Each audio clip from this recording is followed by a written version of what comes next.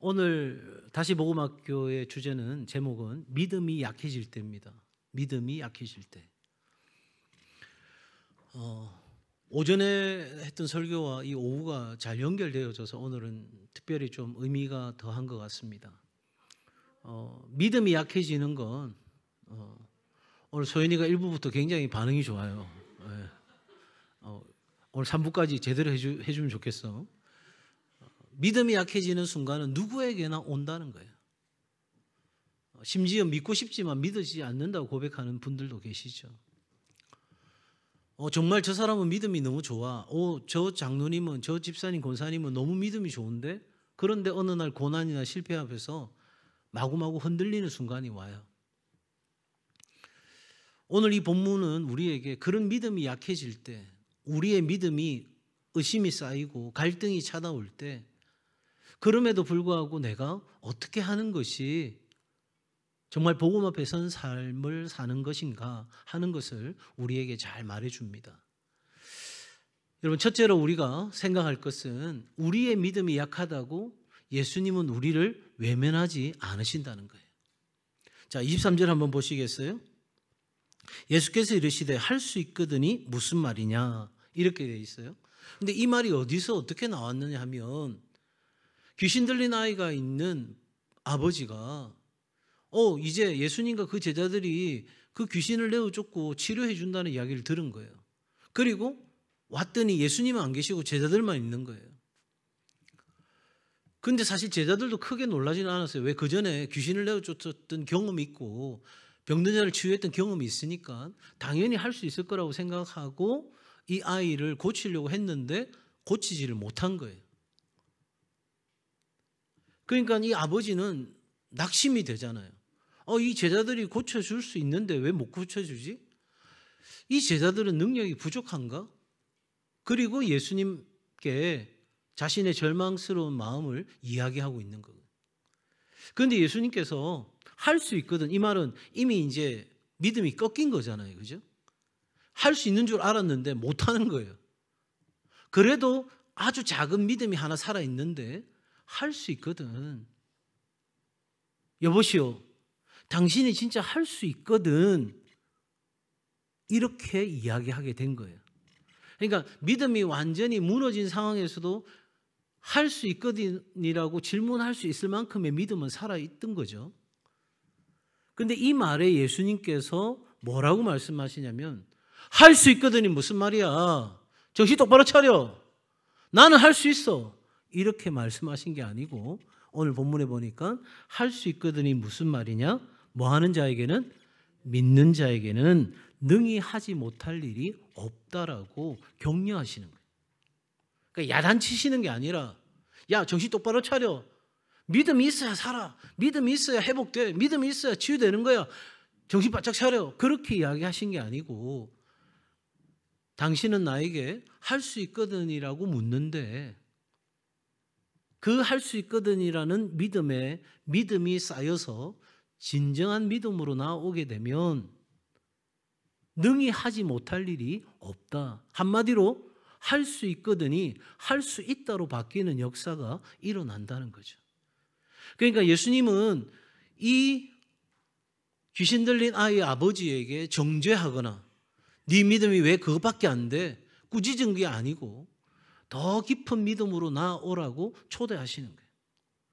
그러니까 우리가 믿음이 부족할 때 우리가 믿음이 있는 줄 알았는데 어느 순간 내가 낙심할 만한 일을 만나고 절망적인 상황 앞에서 내 믿음이 막 흔들리는 그 순간에도 우리 하나님은 나를 외면하시거나 모른 척 하시거나 네 믿음 있다가 그렇게 할 바에는 이제 두 번 다시 나를 찾지 마라. 그렇게 말씀하시는 것이 아니라 믿음 없는 우리를 정확하게 꿰뚫어 보시는 우리 주님이 우리를 위해서 일하신다 하는 거예요. 어떻게 일하시는가? 여러분, 적어도 나는 이 지금 상황에서 혹시나 내 믿음을 의심하고 있지는 않는가? 정말 솔직하게 내 마음을 예수님께 열어놓고 고백하고 있는가? 그냥 이 자리에 믿음이 있는 것처럼 떡하니 앉아 있는데 세상은 내 안에 믿음이 흔들리고 있고 불안하고 여러 가지 상황 가운데서 믿음이 점점 밑바닥을 치고 있는 그런 상황에서 나는 정직하게 하나님 앞에 지금 서 있는가, 이 질문이 가능해져야 되는 거죠. 그래야 거기서부터 해결책이 나오고 하나님의 역사가 일어나는 거예요. 내가 계속해서 척척척 하고 살아가면 방법이 없어요. 자, 그래서 우리가 믿음에 있어서 중요하게 생각해야 될 것은 믿음의 본질은 확신이 아니라 도움을 구하는 겸손이다. 아마 여러분이 평소에 듣지 못했던 정의가 아닐까 싶어요. 저도 이 본문의 말씀을 다시 묵상하면서 아버지와 이 예수님과의 관계 속에서 이루어진 대화를 더 깊이 생각하면서 이 내용을 정리할 수 있었거든요. 이번 한번 타이틀 한번 읽어주시겠어요? 시작. 믿음의 본질은 확신이 아니라 도움을 구하는 겸손함이다. 아버지의 고백 안에는 두 마음이 있는 거죠. 솔직하게 할 수 있다. 근데 제자들이 못 고쳤는데 할 수 있을까? 믿는다. 믿습니다. 그런데 안 믿어지는데 이 두 마음이 공존하고 있고 싸우고 있는 거예요. 갈등이 일어나는 거죠. 근데 이건 하나의 모순이 아니라 진정한 신앙 고백인 거예요. 그냥 솔직한 내 고백인 거예요. 그래서 오전에 제가 무슨 말씀을 나눴냐면 진짜 믿음은 갈등하는 믿음이다. 갈등이 아예 없는 게 아니라 여러분 내가 살아가던 삶의 방식이 이제는 믿음으로 바뀌어야 되는데 그러면 당연히 갈등이 있는 거죠. 지금까지는 내 수준의 일을 하고 살았는데 이제는 하나님의 수준에서 하나님의 능력으로 할 수 있는 일을 하기 위해 하나님 나를 부르셨는데 어떻게 갈등이 안 생기겠어요? 당연히 갈등이 생기는 거예요. 내 안에 이런 모순점이 있는 거예요. 믿고 싶습니다. 그러나 믿어지지 않습니다. 이 두 가지가 우리 안에서 계속해서 공존하고 싸우고 있는 거예요.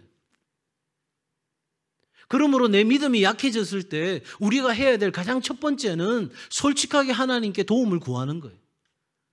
믿고 싶은데 믿음이 없습니다. 나는 믿는다고 고백하는데 실상 나는 실제적인 믿음이 아닙니다. 이 믿음과 관련돼서 제가 새벽에 설교한 것 중에 그리스도인이라 하는 사람들 가운데 실제적 무신론자가 너무 많아요. 믿는다고 고백은 하는데 실제로 보면 무신론자예요. 하나님이 없는 것처럼 생각하고 하나님이 없는 것처럼 행동하고 하나님이 없는 것처럼 자신의 삶을 계획해요. 그럼 하나님이 계시다면 하나님이 살아계시고 그 하나님이 내 삶의 주인이시고 그 하나님이 나에게 구원을 베푸시는 전능한 하나님이시라면 우리는 계속 그 하나님을 의식하고 생각하고 그 하나님의 관점에서 내 삶을 바라보고 우리는 그렇게 계획하고 준비하고 실행에 옮길 텐데 우리는 어느 순간에 믿음이 있다고 말하지만 사실은 내 믿음의 상자는 다 비어 있는 거예요. 그리고 나는 입술로는 믿음이 있는 사람인데 실제는 무신론자예요. 하나님이 없는 것처럼 생각하고 살아가는 거죠. 이런 솔직함을 우리가 하나님 앞에 내어놓는 것이 필요한 거예요. 그냥 귀찮아서 또 다른 말 듣고 싶지 않아서 또 그런 믿음이 없는 사람처럼 보이는 게 싫어서 그냥 덮어놓고 갈 것이 아니라 내 안에 있는 정직함으로 나아가는 것이 필요한 거예요. 그리하면 아기가 약을 잘 못 먹잖아요. 그죠? 제가 지금도 생각하면 그 이비인후과 의사가 이해가 안 돼요. 제 큰아이를 이제 데리고 갔는데 귀에 이제 이렇게 그 치료를 하려면 귀에 있는 이제 귀지나 이런 것들을 정리를 해야 되는데 아이가 안 하는 거예요. 무서워서. 와, 울고 막 난리가 났어요. 근데 의사가 막 처음에 이렇게 달래더니 뺨을 때린 거예요. 지금 같았으면 내가 의사한테 뭐 맥살을 잡거나 뭐야 이거 뭐 이렇게라도 했을 텐데 그때는 어리버리 해가지고 이렇게라도 치료해놔도 되는가 보다 멍하게 있었어요. 지금 생각해도 무슨 뺨 때렸지. 여러분 내가 혼자서 안 될 때는 누군가가 도움을 주고 누군가가 어떻게라도 하는 거죠. 그죠? 그러니까 아이가 약을 먹어야 나을 수 있다면 달래고 얼래고 때로는 뭔가 어떻게 해서라도 먹이잖아요. 그죠? 그러니까 우리의 믿음이 부족하고 내 믿음이 내 스스로 채울 수 있는 능력이 우리에게 없어요. 뭐 믿음이 그냥 뭐 저기 있는 물건 사듯이 내가 사가지고 내 가방에다 집어넣을 수 있는 것이 되면 좋은데 믿음은 하나님의 선물이에요. 하나님으로부터 은혜가 우리 가운데 올 때 믿음이 우리 안에 생기는 거거든요. 그리고 그 믿음은 하나님 말씀을 들을 때 생기는 거예요. 그래서 마치 어린아이 입술에 그 약을 먹여주는 엄마처럼 하나님이 우리에게 믿음을 먹여주시고 도와주신다는 거예요. 언제? 우리의 믿음이 부족하다는 것을 솔직하게 인정하고 하나님께 그 믿음을 구하고 도움을 요청할 때 하나님은 그렇게 역사하신다는 거예요. 그러니까 우리가 믿음이 약하다는 걸 하나님이 문제 삼지 않아요.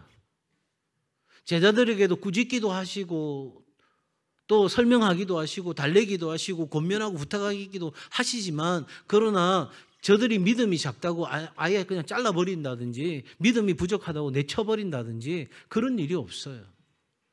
다만 그 믿음이 더 깊은 믿음으로 나아오기를 하나님이 원하시고, 또 우리가 그렇게 할 수 없다는 사실을 인정하고 하나님 앞에 두 손 두 발을 다 들을 때 우리 하나님이 친히 우리 가운데서 그 믿음을 부어주시고 먹여주시고 그 믿음 안에 살도록 우리를 도와주신다는 거예요.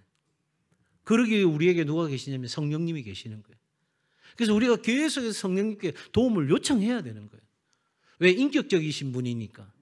그냥 우리의 마음을 때려 부수고 들어와가지고 완전히 장악하고 지배하고 다스리고 이런 차원이 아니고, 우리 성령님은 인격적이세요. 그래서 내가 내 마음의 문을 열고 성령님이 내 안에 들어와서 내 안에 역사해 주시도록 우리가 요청을 해야 되는 거죠. 그러니 믿음이 약하다는 사실에 너무 힘들어하지 말고, 내 믿음이 바닥을 치고 있다는 사실에 괴로워하지 말고, 내 믿음이 이것밖에 안 되냐 그렇게 더 나 자신을 자책하거나 정죄하지 말고, 나의 믿음이 약한 것을 솔직하게 인정하고 하나님께 나아가는 것, 이것이 믿음이 약할 때 우리가 해야 할 분명한 고백이고 선언이다 하는 거예요. 자, 마지막으로 여러분과 함께 나누고 싶은 것은, 약한 믿음 속에서도 하나님은 뭐 하신다? 역사하신다. 이게 중요해요. 같이 읽을까요? 시작.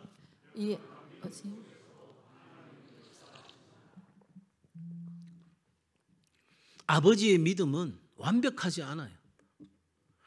하나님이 찾으시는 그만한 믿음의 그릇이 못 돼요. 정말 부족하기 짝이 없는 믿음이에요. 뭐 제자들한테 자네들이 할 수 있거든 좀 해보지, 이런 거는 그래도 말이 될 수 있어요. 왜? 제자들이니까. 부족하잖아요. 그런데 예수님 앞에 할 수 있거든. 얼마나 답답하면 그랬을까요? 그런데 그만큼의 그 믿음 속에서도 하나님은 일하셨다는 사실. 이게 은혜인 거예요. 내가 믿음이 풍성해서, 내가 믿음이 하늘의 능력을 가져올 만큼의 출중한 믿음이어서 그때 그 역사가 이루어진 것이 아니라, 내가 믿는 대상이 누구라면, 예수님이라면 역사는 일어납니다. 보잘것없는 믿음이라도 내가 믿는 분이 예수 그리스도라면 우리에게는 역사가 일어납니다. 여러분, 아무리 믿음이 커도 여러분이 여러분 자신을 믿는 한 여러분 수준의 일밖에는 일어나지 않아요. 세상은 이야기합니다. 자신을 믿으라고. 인간은 무한한 능력을 가졌다고. 죄송하지만 세상의 속임에 넘어갈 필요가 없겠죠. 우리는. 우리보다 크신, 우리를 창조하신 하나님이 나의 능력이 되시고 하나님이 나의 지혜가 되시고 하나님이 내 삶의 모든 것을 채워 주신다는데, 굳이 내가 내 수준의 삶을 살아가는 것, 그건 여러분 둘 중에 하나예요. 진짜 바보든지 아니면 진짜 우리 원수의 밥이 되어 있든지, 둘 중에 하나예요. 그러므로 여러분, 예수님은 믿음이 약해진 자, 믿음이 없는 자, 그들을 도우십니다. 왜냐하면 그를 통해서 하나님이 영광 받으시기를 원하시기 때문에 하나님은 얼마든지 지금도 그 일을 하십니다. 그러니 여러분이 낙심했을 때, 여러분의 믿음이 바닥을 칠 때, 여러분이 믿음이 없는 것처럼 느껴질 때, 그냥 다른 생각 말고 하나님께 도움을 요청하시기 바랍니다. 사랑하는 우리 청년들, 살아가면서 많은 일들이 여러분 앞에 도전적으로 다가올 겁니다. 내 믿음이 아무것도 아닌 것처럼 무기력하게 보이지는 순간이 있을 겁니다. 틀림없습니다. 저도 그랬고 제가 지금까지 만났던 많은 청년들이 그런 어려움들을 겪었습니다. 그러나 하나님을 향해서 여러분의 믿음 없는 것을 솔직히 고백하고, 그럼에도 불구하고 예수님을 믿는 믿음으로 나아가면 우리 예수님이 우리의 믿음의 자리를 일으키시고 우리 안에 새로운 일을 행하시고 우리 안에 하나님의 놀라운 공급이 있게 될 줄로 믿습니다. 그러므로 여러분, 믿음이 흔들릴수록, 믿음이 불안할수록 우리 주님께 더 가까이 가야 되는 거예요. 감정적으로는 안 되죠. 감정적으로는 이미 내가 믿음이 바닥을 치고 있는데 어떻게 갑자기 풍성하게 일들이 일어나겠어요. 그때는 내 의지를 동원해서라도 내가 하나님의 말씀을 듣는 자리, 하나님을 예배하는 자리. 여러분, 내가 찬송할 수 없을 때, 내 찬양하고 싶은 마음이 없을 때, 그럼에도 불구하고 찬양의 자리에 있는 건 거짓된 예배가 아니에요. 성경이 말하는 거짓된 예배는 하나님이 받으실 영광을 내가 받는 것이 거짓된 예배예요. 예배를 드리면서 내 만족을 위해서, 내 자랑을 위해서 내가 이만큼 할 수 있는데, 그런 차원의 예배를 하나님이 거짓된 예배라고 하세요. 그런데 믿음 없는 우리의 예배, 부족한 우리의 마음에 그 허물을 안고 주님 앞에 나아가는 그 예배, 내가 주님을 도무지 찬양할 수 없는, 찬양의 열기가 나는 전혀 느끼지 않는 그 메마름과 황무함 속에서도 그럼에도 불구하고 여전히 하나님의 도우심을 구하고 은혜를 구하고 하나님의 역사를 구하고 나아가는 바로 그 예배가 하나님을 기쁘시게 하고, 그 예배 가운데 치유가 일어나고 회복이 일어나게 되는 줄로 믿습니다. 우리는 믿음이 강해서 나아가는 것이 아니라 약하기에, 부족하기에, 취약하기에 우리는 그것과 대담하게 맞서기로 결정하는 거예요. 정말 우리 청년들이, 우리 온 성도들이 하나님을 이렇게 예배하고 하나님을 만났으면 좋겠습니다. 믿음이 약해질 수 있습니다. 믿음이 갈등 앞에 서 있을 수 있습니다. 내 믿음이 연약하고 부족하고 취약할 수 있습니다. 정말 보잘것없는, 남들은 다 할 수 있습니다, 할 수 있습니다, 하면 됩니다. 여러분, 사실은 I can do it, 그건 믿음이 아니에요. 우리가 믿는 믿음이 아니라고요. 나는 할 수 없어요. 나는 부족해요. 그러나 하나님이 하시면 됩니다. 내가 약하기에, 내가 부족하기에, 내가 쓸모없다 느껴지기에, 내가 도전하고 노력해봤지만 더 이상 내가 그 장벽을 넘을 수 없다고 생각될 때 그 연약함을 안고 우리 주님 앞에 나아가면 우리 주님이 일하기 시작합니다. 어떻게 일하시냐고요? 몰라요. 어떻게 도우시냐고요? 몰라요. 그러나 확실한 건 하나님이 도우시고 하나님이 일하시고 하나님이 나를 궁극적으로 소원의 항구에 이르게 하시는 줄로 믿습니다. 믿음이 약해질 때, 부족할 때, 낙심될 때, 절망할 때, 넘어지고 쓰러졌을 때 내 힘으로 일어서려고 하지 말고 그냥 주님께 맡기는 것으로, 주님께 더 가까이 가는 것으로 결단하고 나아가기를 주의 이름으로 다시 한번 축복합니다. 제가 번호 읽을 테니까 여러분 한번 내용 읽어주시겠어요? 1. 약한 믿음도 믿음입니다. 중요한 건 방향입니다. 제가 오전에 그 말씀 드린 거거든요. 길이 보이지 않아요. 뭘 어떻게 해야 될지도 모르겠어요. 근데 그 갈등, 그 낙심, 그 절망, 그 메마름 다 싸서 그거 들고, 그럼에도 하나님의 말씀 앞에, 하나님의 앞에 나아가는 삶, 그 방향이 우리를 살리는 거예요. 이번 한번 읽을까요? 시작. 주님은 우리의 믿음을 도우시고 함께 하시며 성장하고 성숙하게 하십니다. 하나님은 준비되셨어요. 하나님은 지금도 여러분 곁에서 이렇게 하려고 만반의 준비를 갖췄어요. 여러분이 조금만 마음을 열면 돼요. 내가 할 거야. 내가 일어서야 돼. 내가 극복할 거야. 내가 완성할 거야. 여러분, 하나님은 여러분이 안 해도 완성하셔요. 완수하셔요. 그러니까 여러분이 그 일을 완수했느냐, 결과를 냈느냐, 그게 중요한 게 아니고 지금 살아가는 이 상황 속에서 어떤 상황 속에서도 믿음으로 나와서 하나님을 경험하느냐, 여기에 하나님의 관심이 온통 집중되어 있는 거예요. 일은 하나님이 하신다고요. 하나님이 이루신다고요. 그러니 불안해하지 마세요. 우리 청년들, 내가 이래 살아도 진짜 멋진 인생을 살 수 있을까? 여러분, 어설픈 고민하지 마세요. 그 고민할 시간이 있으면 약한 우리의 믿음을 하나님께 맡기고 내가 하나님께로 더 가까이 가면 하나님이 나를 온전케 하시고 나를 새롭게 하시고 내 삶에 주님께서 준비하신 은혜를 부어주신다는 믿음 가지고 한 걸음 한 걸음 전진해가는 우리 청년들, 온 성도들 될 수 있기를 주의 이름으로 다시 한번 축복합니다.